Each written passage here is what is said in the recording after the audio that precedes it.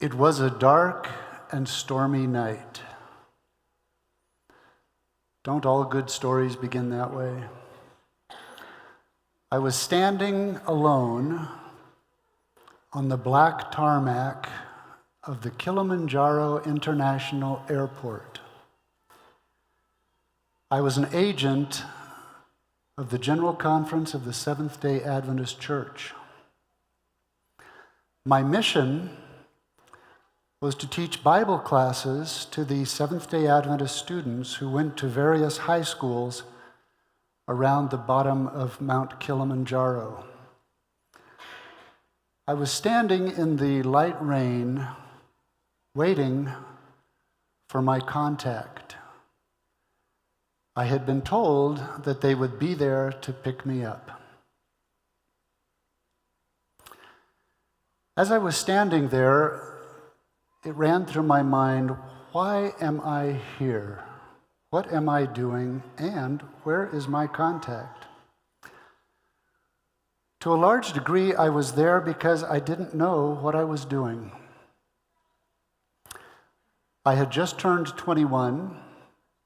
I had finished my first senior year at Pacific Union College.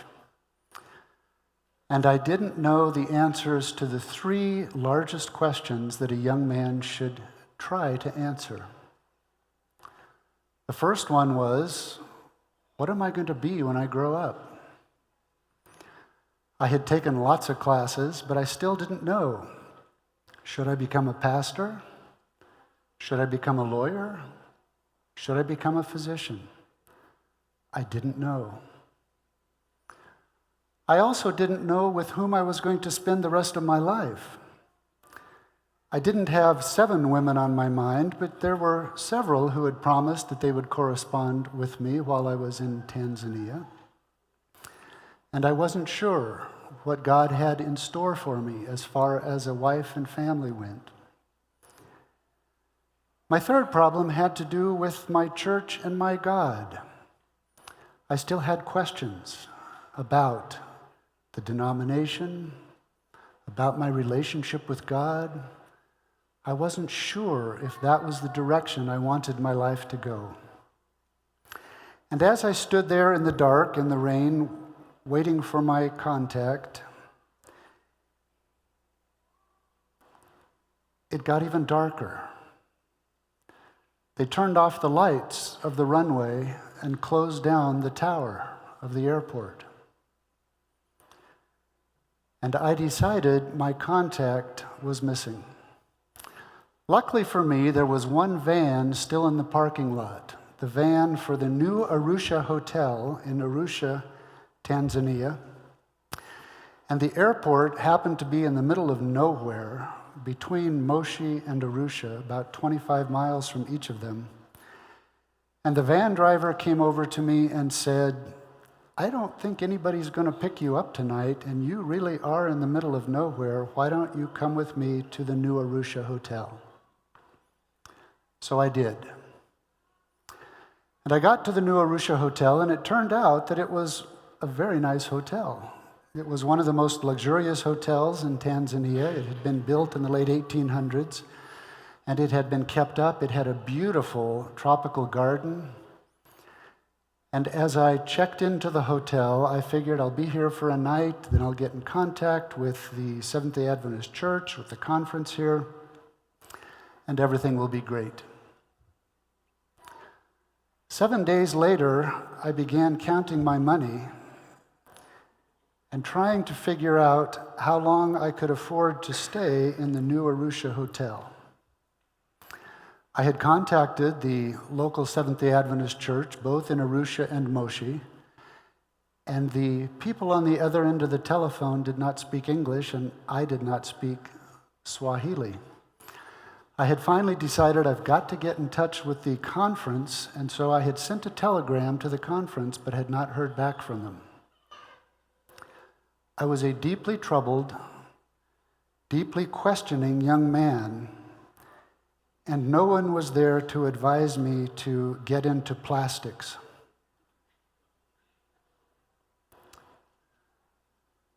The question that kept running through my mind is, what is God thinking? What is God's plan for me? What is going on? Is it possible for us to know the mind of God? The short series we're having this week and next week is entitled The Mind of God, and it is looking at today, can we know the mind of God? What was God thinking throughout creation, through the fall of our parents, Adam and Eve, through the war that we hear about in heaven? What was God doing? What was in his mind? Next week, I want to talk about thinking God's thoughts after him. What were God's best friends thinking as they related to God? What can we think as we relate to God? How can our relationship with God be informed by understanding the mind of God? I discovered that there is actually a Greek word or a made-up word for this whole question about what is God thinking. It's actually called theodicy, and it means judging God, trying to figure out if there is a God who is omnipotent and omniscient, and he loves us. Why is there so much evil in this universe? Most of the answers, there's three main answers to that question. One of those is, if there is this much evil in the universe, God must not be as powerful as we think he is. He's good, but he's not powerful enough to control evil. Another way of looking at it is just the flip side of that, and that is God is all powerful, but if there's this much evil in the universe, this much sadness, sickness, pain, and suffering, he must not be that good. The third answer is sort of a compromise, and that is the bumper sticker that says, God said it, I believe it, that's all there is to it. It's not ours to question why. It's not ours to try to figure out if God says he's good and God says he's powerful. It's not up to us to try to figure out why there's all this evil in the world. Those are the questions that have come out of this whole idea of judging God.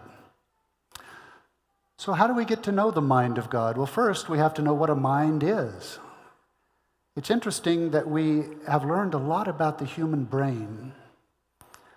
The human brain is, and I'll give you some big numbers here, it's made up of about 86 billion neurons, which are the cells in the brain. Each of them have about 10,000 connections with other cells.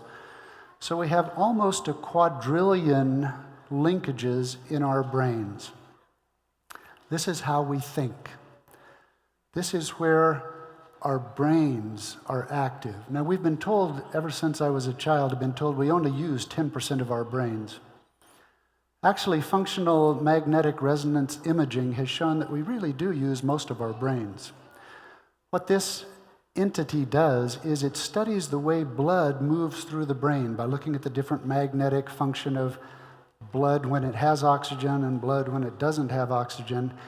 And almost in real time, you can watch and see what a person's brain is doing while they are thinking. And you can show them pictures. You can show them pictures that make them happy, like pictures of family or of pleasant places. You can show them pictures that make them sad, or you can show them just random pictures of houses. And you can see on this functional MRI where the blood is moving in the brain as they view these various things or as they are thinking these various thoughts. So we've learned a lot about that, and yet we still don't know what the human mind is.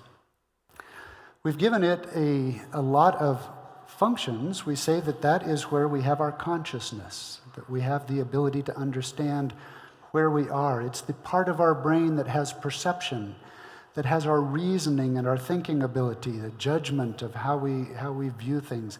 It's where we have our memories and our recognition, where our imagination and creativity comes from. It's what controls our emotions and our feelings. It's what gives us personhood. It's what gives us character. It's what makes you, you. And yet we don't know exactly what it is. There's two main ways of viewing it. One is that it's sort of outside of the brain itself. It's somehow a combination of everything the brain does plus the rest of our bodies. Some people confuse it with what they call the spirit and say it's sort of out there. Another way of viewing it is that it really is the brain. The brain is our mind. We just don't quite yet know how it does all the things that it does, because neurons are just made out of atoms, which are just made out of quarks, and it seems wrong to have such a powerful thing as our mind to just be based in something that is so touchable, so tangible, so uninformed. We're told also that we have the image of God within us. If we look at Education, the book by Ellen G. White, Education, on page 17, this is what she says. Every human being created in the image of God is endowed with a power akin to that of the Creator. Individuality, power to think and to do. It is the work of education to develop this power, to train the youth to be thinkers and not mere reflectors of other men's thoughts. So in large part, when God said, "Let us make man in our image," the image of God was the mind that he gave us. It was this individuality, this personhood, this consciousness, the ability to think and to do, to have judgment and to reason. This is the image that God has put into us. So how do we get to know somebody else's mind? It's hard enough to know our own mind. How do we get to know somebody else's mind? The whole idea of paying a penny for your thoughts is really undervaluing the idea of mind. And to get to know somebody else's mind, really, we are limited by them having to reveal it to us. Husbands and wives seem to have a different ability to read each other's minds. It seems that women are better than men. And yet, I have told my wife many times, I cannot know what you're thinking until you tell me what you're thinking. She often knows what I'm thinking without me telling it, but we have to reveal it. They're better, she's better at picking up on those cues than I am. But there has to be something I have to share with you. I have to tell you, either in verbal or written or miming or doing something to let you know what I'm thinking, to share with you what's in my mind. So how do we as human beings get to know the mind of God? Or is that even possible? Is it impious for us to think that we can get to know the mind of God? There are a couple verses in the Bible that seem to lead in that direction. Ecclesiastes 8 and Romans 11 say God's ways are inscrutable. No man can understand God. And yet Romans 1 says that everyone has known God. Everyone has had a glimpse of God. God has revealed himself to everyone, and there is no excuse for them not having some understanding of God. But for us to understand the mind of God, it has to be, what has he revealed to us? Even more than in working with human beings, we could not know the mind of God, the thoughts of God, the ideas of God, unless he had revealed them to us. In Hebrews 1 and 2, we're told that God has revealed himself to us. This is in your Bible in front of you, and you are free to write in those Bibles or to take them with you. They're yours if you would like. But on page 1102, Hebrews 1 through 3,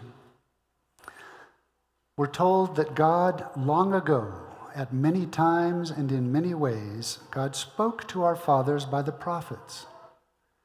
But in these last days, he has spoken to us by his Son, whom he appointed the heir of all things, through whom also He created the earth.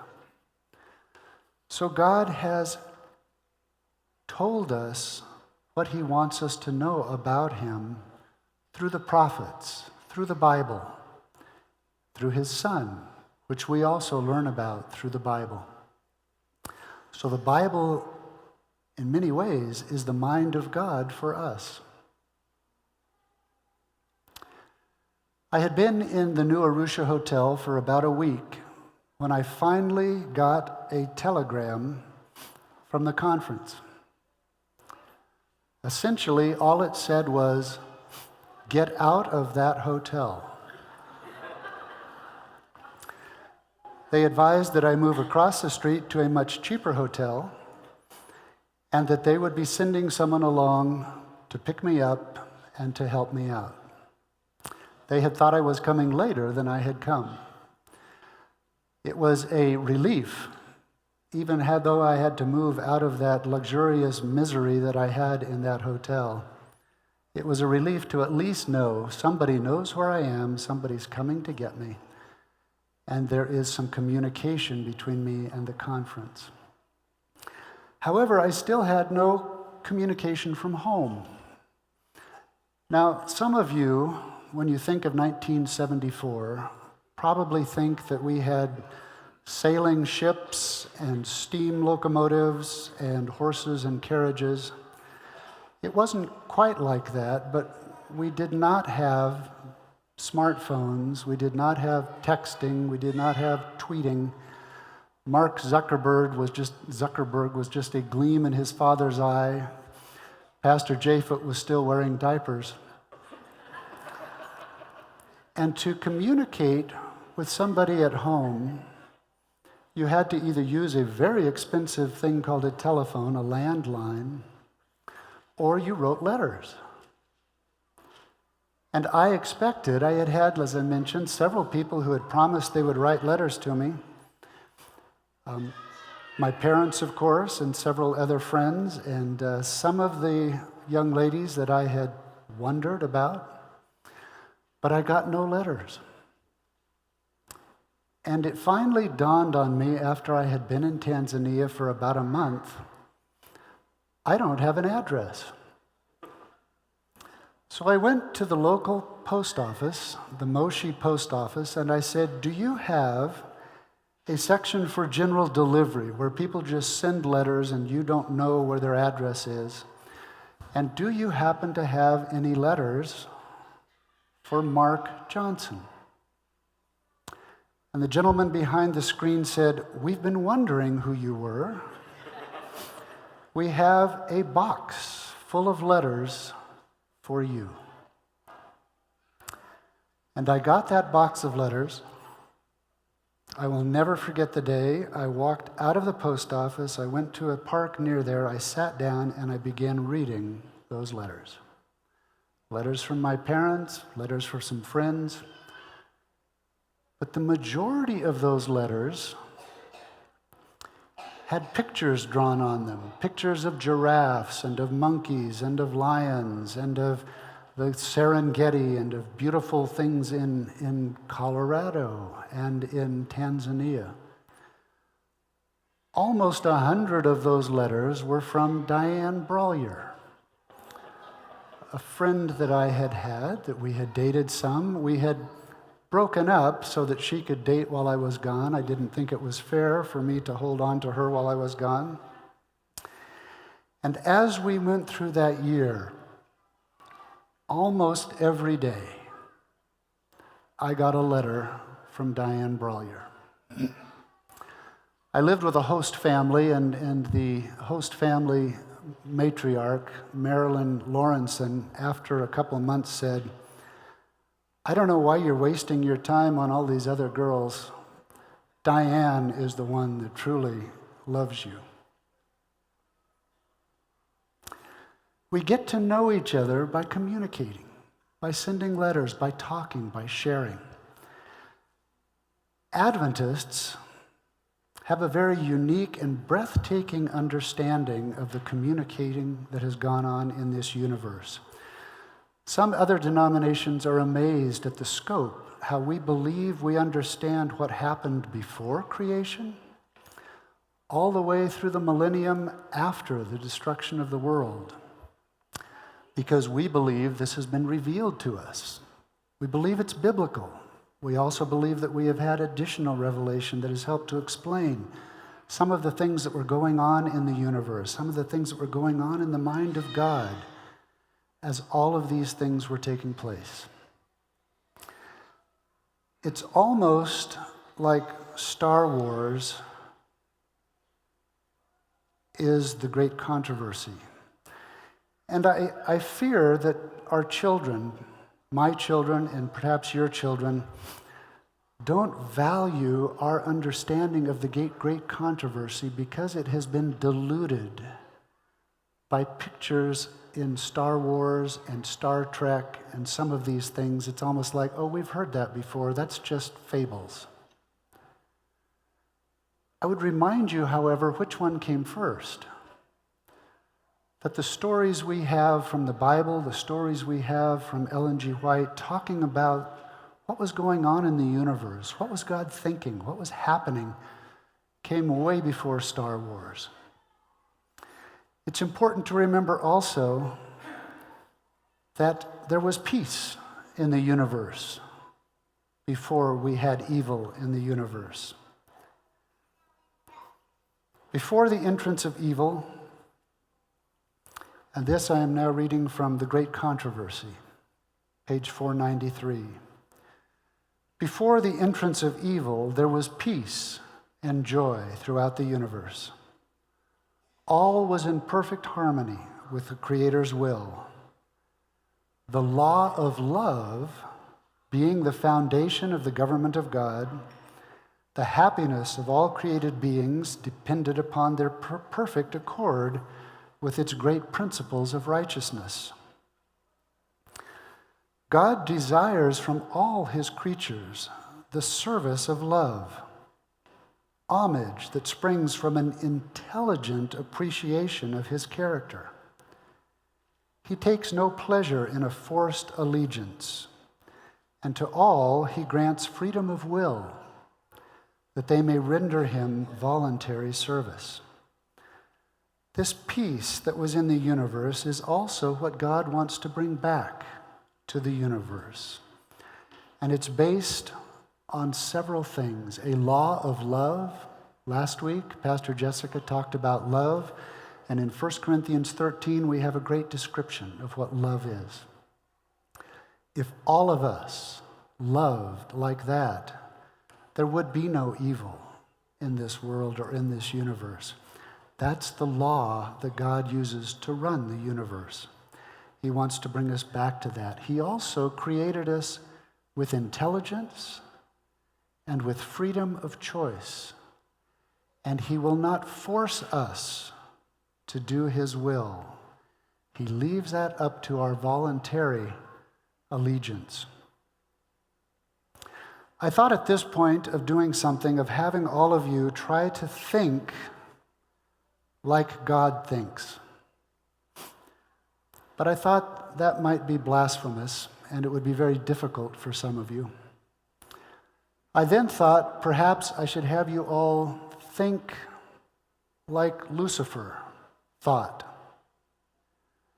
But I thought perhaps the best thing to do is to have you all try to think like you are an angel in heaven before sin entered the universe.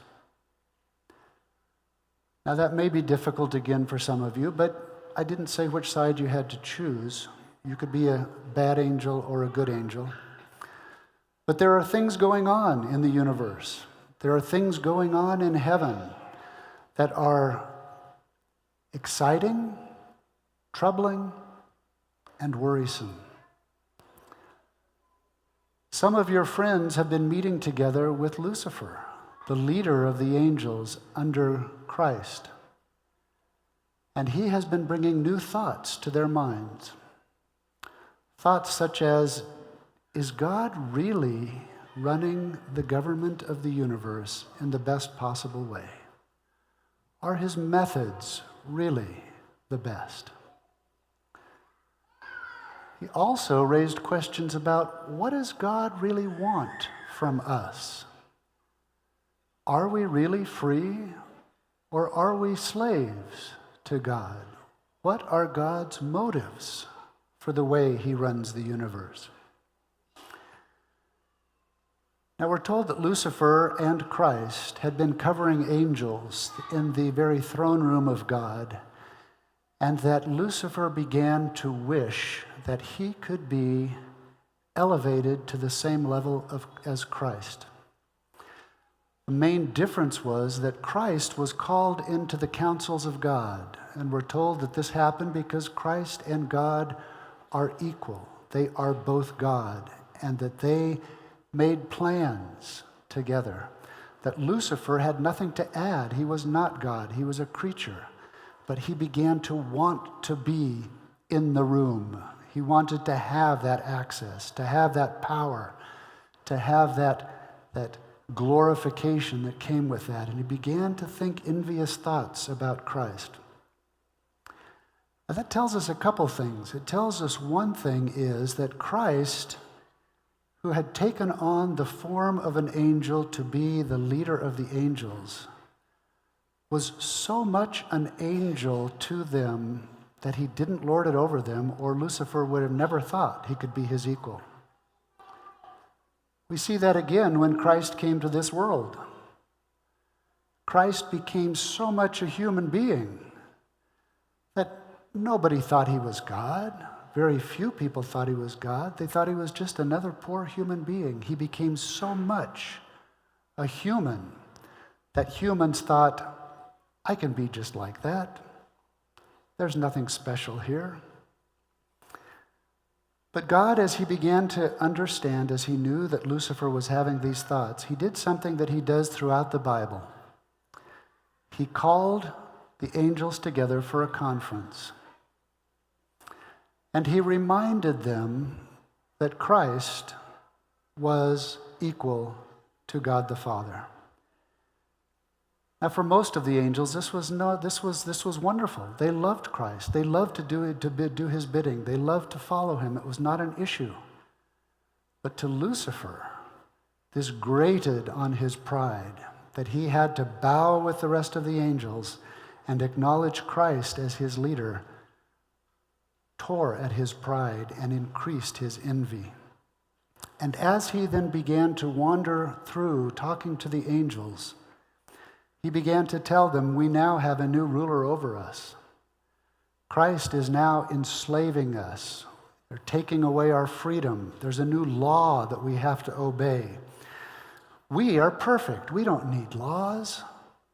We've always been doing the right things. Why did God have to put Christ over us?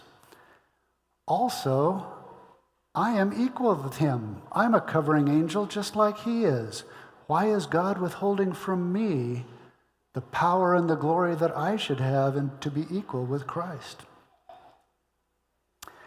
And then we're told in Revelation 12 that this finally got to the point that there was war in heaven.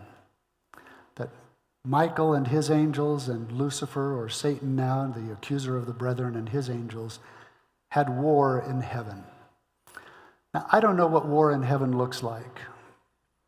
I have a feeling it mainly is a war of the minds, because I don't think they could kill each other. I don't think they could hurt each other physically. But we don't know what that war was like. What we do know is the outcome of that war is that Lucifer and his followers were thrown out of heaven.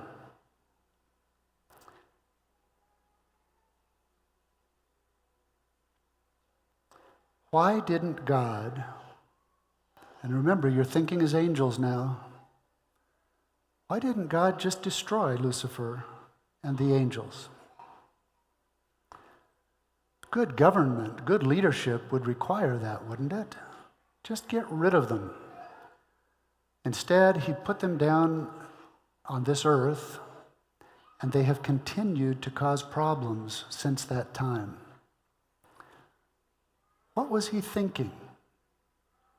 Instead of destroying Lucifer and his angels, what was he thinking?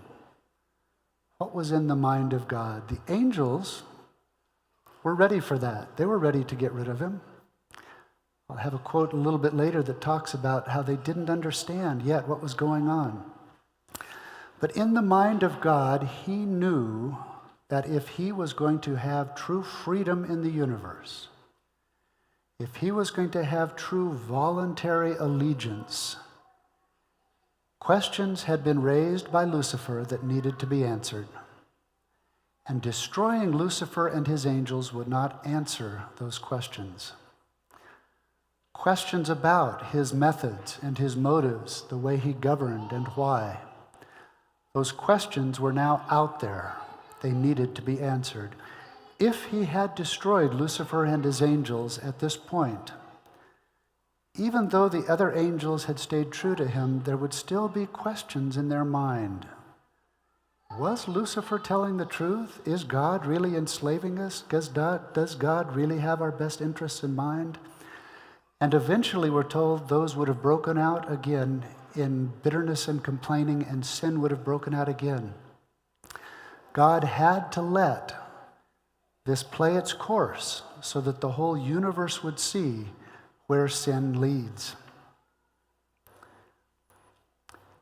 God then moved by doing something that is almost unthinkable. Again, it is breathtaking. God took his case into court. If you look at Romans 3:4, which is on page 1041 of your Bibles in front of you, I'm going to read from a different translation from Goodspeed, but here's what it says. As the scripture says that you, and it's speaking about God, that you may be shown to be right in what you say and win your case when you go into court. Why would an omnipotent, omniscient God take his case to court? And who are the judges in this court case? Again, it's us as human beings, and us in our role as angels. We are viewing what God has done. We are looking at what he has done. We're taking the arguments of Satan, taking the arguments of God, and we are judging. God runs an open government.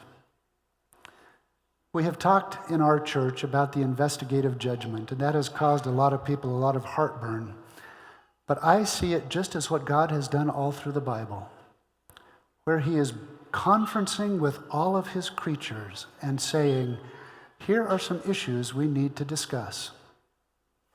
We're told that before Satan and his angels were thrown out, all of them individually were looked at, were diagnosed, and were judged as to whether they were loyal or not. And then those who are not loyal were put out of heaven. In Daniel 7, it talks about them all getting together to discuss the issues of the universe. In the first 2 chapters of Job, we see them all getting together and discussing the issues in the universe. And Job comes up, and there's battle back and forth between God and Satan over Job. At the end, everybody gets together, and once again, every case is looked at, so that there are no questions that when God says, this person is going to be in my kingdom forever, everybody understands what the issues are and that it is true that this person is worthy of being there. There's going to be a lot of questions about some of us. There'll be questions about people like the thief on the cross. Could he really be saved? That's what God's court is all about, to look at those questions, to understand what's going on, so that he may be shown to be right in what he does. Then God did something again that was breathtaking to the universe. He moved forward with this war going on in the universe, with Satan and his angels still here in the universe. He moved forward with the creation of a new world. In the creation itself, he answered some of the questions that had been raised by Satan. He created a beautiful place, showing the love that he has for us and his creatures. But he also had to put some limits, because he had to be fair to Satan. To let Satan truly tell his side of the story, he had to have an opportunity of tempting Adam and Eve and trying to tell his side of what he thought was going on in the universe. And so in the garden, He put a tree, the tree of knowledge of good and evil. This was the only place where Satan could tempt him, but he could tempt them there. He also warned Adam and Eve to stay away from that tree, and he sent his angels to tell them to stay away from that tree. And he gave them every reason to believe and to trust why they should follow what God said. He also created man and woman. As far as we know, this is unique in the universe. And as we look at all of the problems that have come from having men and women, we might question, what was he thinking? And yet, he is sharing with his creatures the godlike ability to create in our own image, to have love in our own families, to have relationships, to become one with each other like he wants to become one with us, like the Godhead is one. And it's true that Satan has totally disrupted the beauty that should come from this.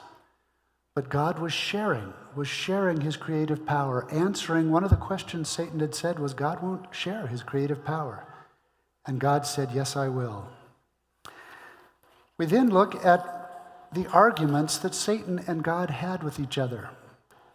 And I have 4 of them from each side for you here. Lucifer said in the Garden of Eden, you can't trust God. God has said that if you sin, you will die. If you eat of this fruit, you will die. You won't. God just is trying to keep something good from you. He also told us in Job 1 and 2, where Satan was coming to this conference of the universe, and God holds up Job and says, have you seen my perfect servant Job? Satan says, he's not perfect. He's following you because of all the blessings you give him. You can't read the character of your creatures.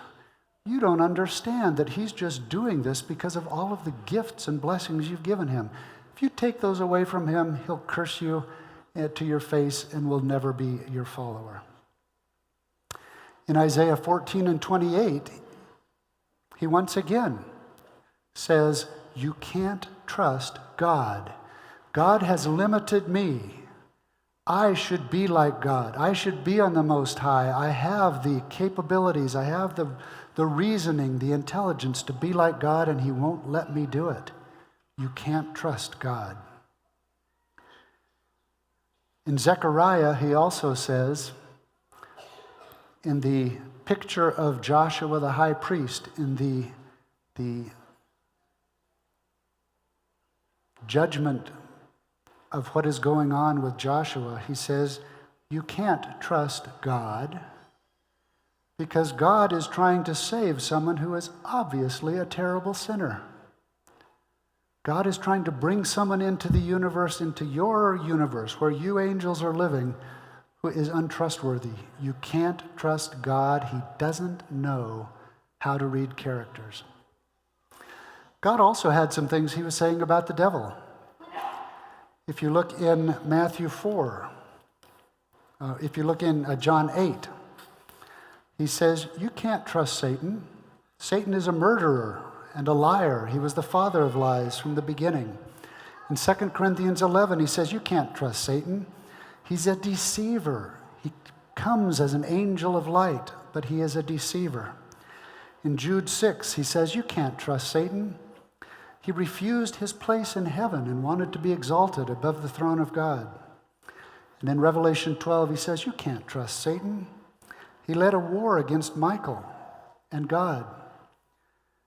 Ellen G. White also expands on some of those claims, as does the Bible in Exodus 33. When Moses said, can I see your glory? God said, I'll put you in this cleft in the rock and I'll let you see the back of me. And as he went by, he said, this is my glory. I am merciful. I am gracious. I'm slow to anger and abounding in steadfast love and faithfulness. Ellen White tells us that Satan paints the opposite picture. He says God's character is arbitrary. It's vindictive. It's exacting. It's severe. It's unforgiving. He's not the kind of God he claims to be. God claims that sin leads to death. Satan says, no, it doesn't. And if it does, it's just because God kills you. We are angels now. We're looking at this argument between God and Satan, and we are trying to make up our decision. When I finally returned from Tanzania, I had made up my mind that I was going to take medicine. I had made up my mind that I was going to be a Seventh-day Adventist, and I was going to do my best to stay true to God. And I had made up my mind that I wanted to marry Diane Brollier. The first thing I did was I surprised her. I came home a little early because school was out over there. They're on a different schedule. I came home a little early, and I surprised her at the airport in San Francisco as she was flying back from Colorado to go back to PUC. I surprised her in the airport. I missed her coming off the plane. I don't know how I did that. But I surprised her in the baggage claim area, and I twisted her around, and I hugged her, and I gave her a kiss. She was overwhelmed. She was excited to see me. She was very excited to see me. I learned later that she thought I was another person who had met her at the airport. But over the next couple of months, we spent more and more time together, and eventually I asked her to marry me, and eventually she said yes. God had been thinking good thoughts for me during my whole time in Tanzania, and it had worked out for the best, at least in my life at that time. So what was God thinking for the universe? We're told that not until the death of Christ was the character of Satan clearly revealed to the angels or to the unfallen worlds. The arch-apostate had so clothed himself with deception that even holy beings had not understood his principles. Desire of Ages, page 764. That means that even after they had watched the creation of the earth, they had watched God working with his people, they had watched the flood, they had watched the movement of his people out of Egypt to the promised land. Even after all of that, they still had questions as to who was telling the truth in the great controversy. Had God moved too quickly, those questions would have broken out in sin at a later time. So the questions still are out there in the universe. Why does God, an all-loving, all-powerful God, allow evil in the universe? Why does God not destroy sinners? Can God be trusted? Is he telling us the truth when he tells us that sin leads to death? Is he telling us the truth when he says that sinners are not safe to have in heaven? Why does it matter to us if we obey from fear instead of from love, just as long as we obey? Those are the questions we're going to talk about next week as we move forward and look at God's working with his friends, as God working with his Son, as we try to once again think God's thoughts after him. I want to finish with a quotation, or finish this part with a quotation again from Ellen G. White. She's talking about the period that appears to be right around the book of Judges. And if you've read the book of Judges with the story of how the children of Israel were kept falling, kept coming back and forth, the book of Judges ends by saying every man did what was right in his own eyes, and there was no king to help control them. And at this time, angels in heaven also had certain thoughts. A crisis arrived in the government of God. All heaven was prepared at the word of God to move to help his elect. One word from him, and the bolts of heaven would have fallen upon the earth, filling it with fire and flame. God had but to speak, and there would have been thunderings and lightnings and earthquakes and destruction. The heavenly intelligences were prepared for a fearful manifestation of almighty power. The exercise of justice was expected. The angels looked for God to punish the inhabitants of the earth.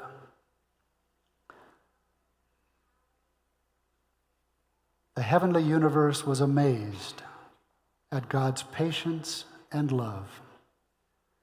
To save fallen humanity, the Son of God took humanity upon himself. That's from Review and Herald, July 17, 1900. That even after all of that, the angels still did not have their questions answered. We'll find out next week that their questions weren't really answered until the cross. That there were still questions that needed to be answered. The mind of God was not yet fully revealed to them. And next week, hopefully we can move into finding out not only what does he do with his friends, but how do we become his friends. I want to finish on a different note that has to do with what's going on in the world today. My job is very politically involved. I also was a political science major when I finally ended my college career. It was one of my majors. So I'm very interested in politics. Politics plays a role in everything I do in my day-to-day job. And I have been interested in many of the councils that I have had with politicians from all parties. And I don't want to hurt your feelings or shatter any of your myths, but politicians don't have the answers for what's going on in this world today.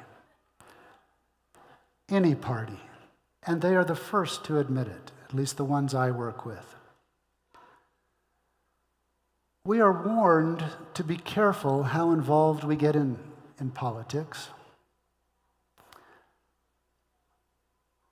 The older I get, the wiser I have found that advice to be.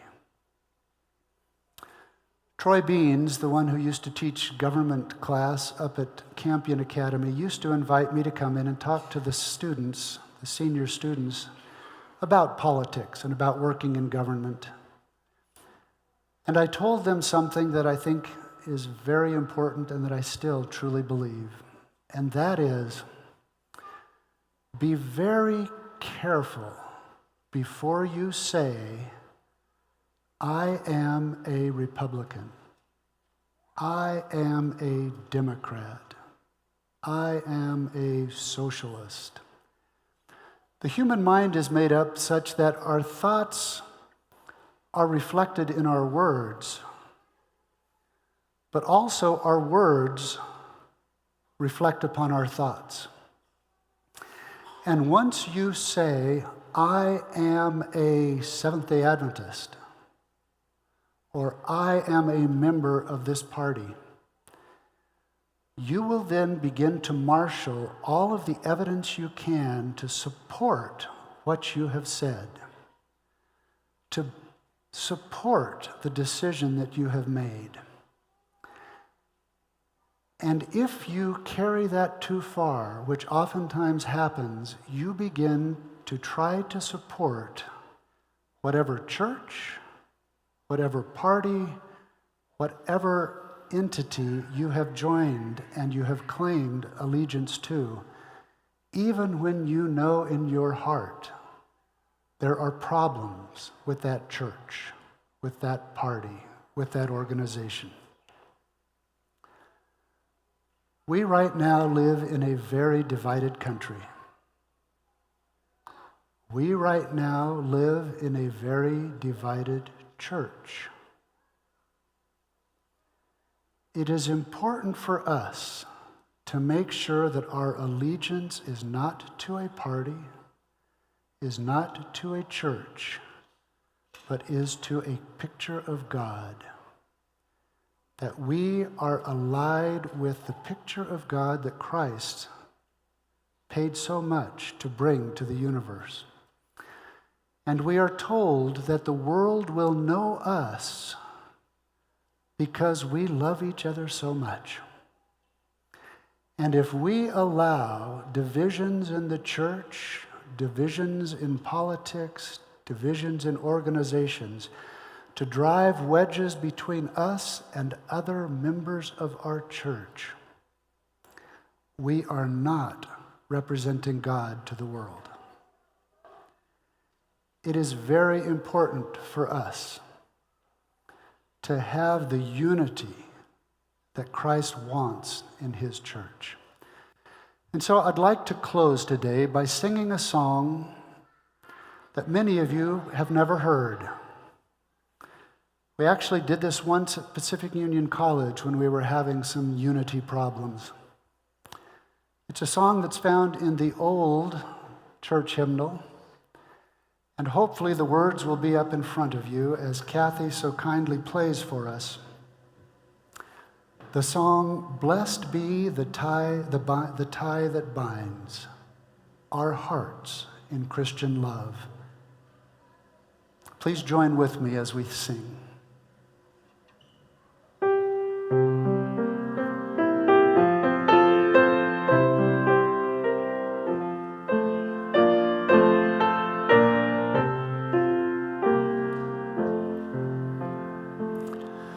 Blessed be the tie that binds our hearts in Christian love, the fellowship of kindred minds is like to that above.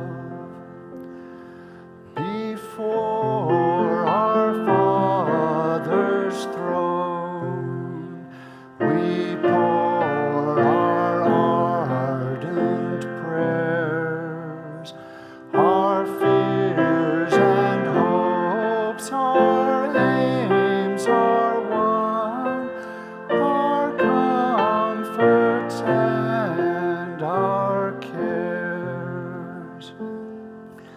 We share each other's woes, our mutual burdens bear, and often for each other flows the sympathizing tear.